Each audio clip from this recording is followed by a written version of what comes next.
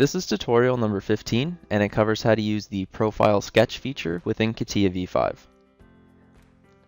To start off, open up a new part file, and once you've done that, we'll go into the Sketcher. So we'll click Sketch, and we'll click on a work plane.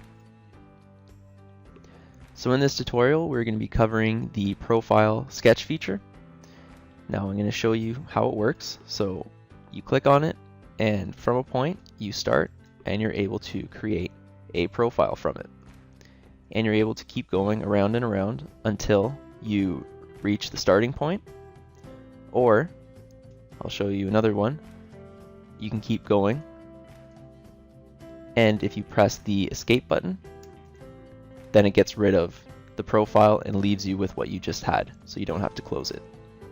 Now the advantage of using the profile compared to using, say, like the line, would be that you have to go and manually do each individual line. So with a profile, you're able to quickly add lines all the way around rather than going back and forth, adding one line at a time.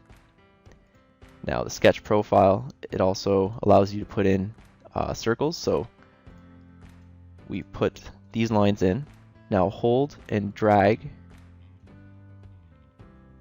the profile out until you get a box like this, and now you're able to get a arc. So you have kind of like a 3-point circle, so you're able to bend it around and move it around. So let's bend this one here, and we'll drag another one, put it around there, drag again, put it there, drag again, and then you're able to continue with the lines if you want to. Now the lines, you don't have to do anything special, it's always there. You just have to click and click.